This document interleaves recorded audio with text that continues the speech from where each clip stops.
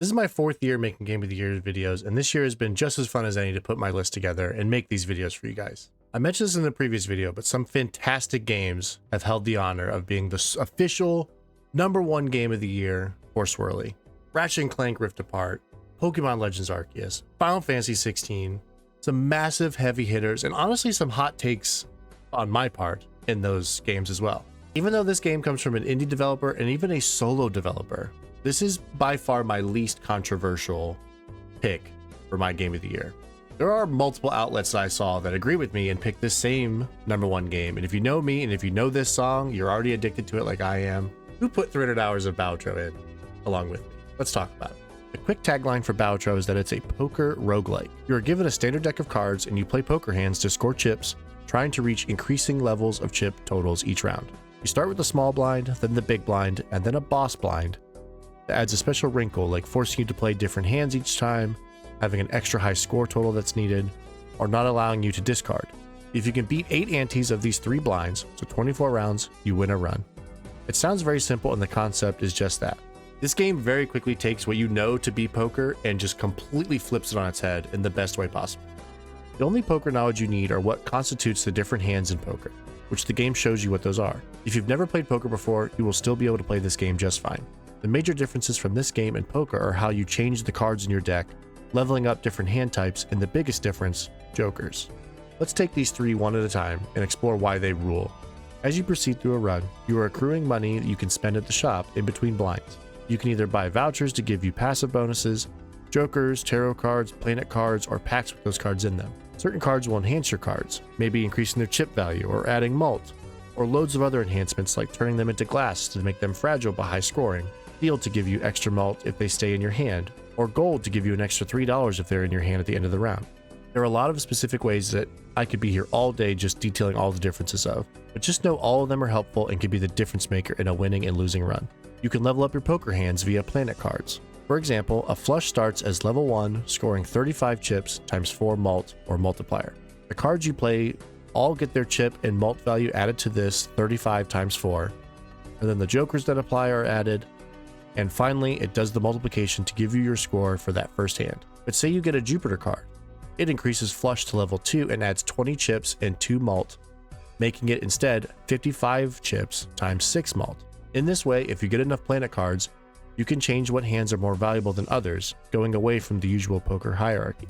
It seems kind of crazy that you could get to a point where playing just a high card or a pair could be the better and smarter and more valuable play than playing a royal flush, which is definitely is the best hand you could play in poker. But that's what makes Bautro so beautiful, is it just flips what you know about poker in so many different ways, and every run has something crazy like this that can happen.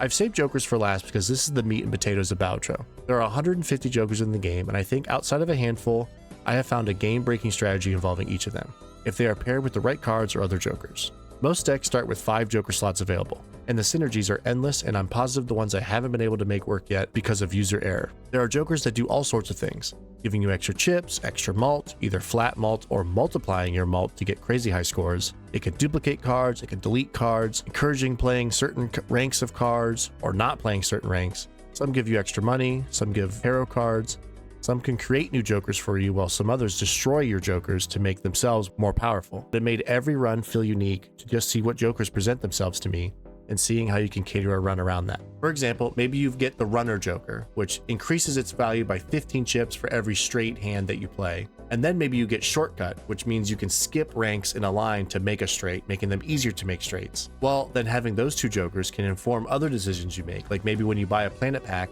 you're gonna wanna buy Saturn cards, because Saturn levels up your straights. So if you're playing straights, you want them to be more powerful, and it's just that snowball effect takes in. There's just constant little micro decisions that are always needed to be made, and always be the make or break a run. That there's just little dopamine hits of like, yep, that was the right decision. That just, it's just never ending satisfaction from Bautro. There is so much replayability in this game, not only from the variance from run to run, but also in the number of decks and stakes in the game. There are 15 different decks that range from giving you an extra hand or an extra discard, more money to start the run, to more unique decks like the Abandoned deck that doesn't have any face cards in it, or the Painted deck that increases your hand size by 2 but you only have 4 Joker slots to start. Each one helps you in some way and offers a fun way to start a run with something to work towards. The stakes are the difficulty levels for the decks that add a challenge to a run. You start at white stake, and say you win a run on the red deck, you unlock red stake, which adds the wrinkle that the small blind of each ante no longer rewards you with money for winning. White, red, green, black, blue, purple, orange, and finally, gold stake.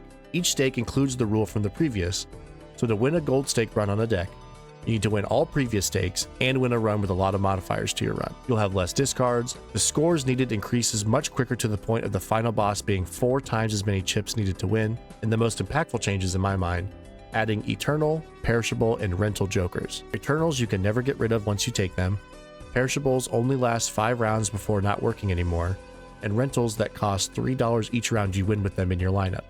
Beating a gold stake run on a deck is incredibly challenging. I would say my most proud accomplishment in all of gaming is that I was able to beat a gold stake run on all 15 decks, which according to PlayStation, only 1% of PlayStation users have this trophy.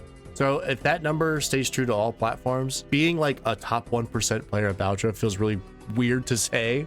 Like, I don't think I'm that great at the game, but I've done something only 1% of players have done, and that made me so proud to get to that moment that it was just like the little cherry on top of like, this game ruled. I also found my new favorite content creator in Northern Lion, or NL as he goes by, when I was first getting into Bautro.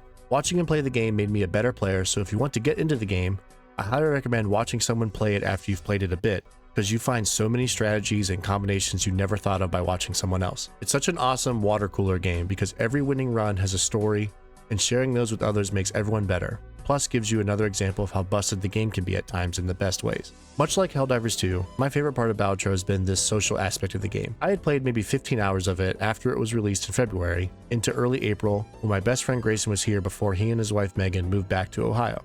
He was interested in seeing the game, and so we played together and won maybe the 4th run I had ever won with him there on a truly busted build, my best run yet. Having this experience of playing it together made him buy the game on his Switch, so we were both playing it together, constantly sharing screenshots of like our final lineup of wins, different strategies, talking about things Northern Lion did in his videos, all sorts of fun stuff like that. We eventually even started a competition to see who could get to that gold stake on every deck accomplishment first. I had a huge start because I had been playing the game first, and I was kind of going for that before Grayson was. And credit to Grayson, he ended up destroying me. Thanks a lot, Black Deck. I spent 25 hours on that one alone. If that one wouldn't have taken so long, I would have beaten his ass. Oh, sorry, I got a little carried away there. What was I talking about? Oh, yeah, Grayson won that competition. I mean, it was just a friendly thing. I didn't really care.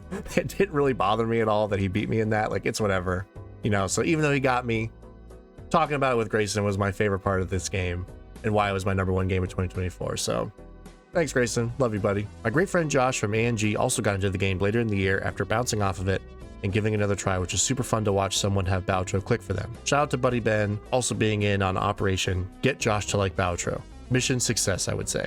It's also available on every platform and console, including mobile now, where it runs perfectly. If you have Apple Arcade, it's even included in that, so you might already have access to it. And if not, it's a $10 game on mobile and $15 everywhere else, I believe, if it's not on sale. I paid $13 for it on my PlayStation and got 300 hours out of it so far. Can't get much better than literally less than a nickel an hour for the best game you can find in 2024. Outro's one of those truly special games that I don't think people are going to stop talking about for a very, very long time. They also even have a big update planned for 2025 that we don't know any details of yet, but I'm hoping it's either, you know, new decks, new jokers, maybe a platinum stake that's like even crazier than gold stake. Like, who knows what it could be.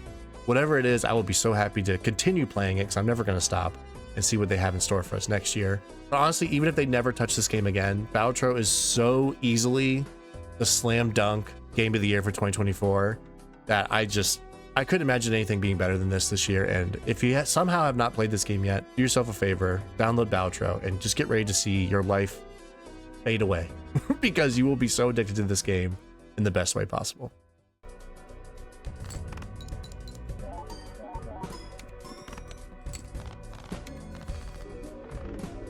Got him.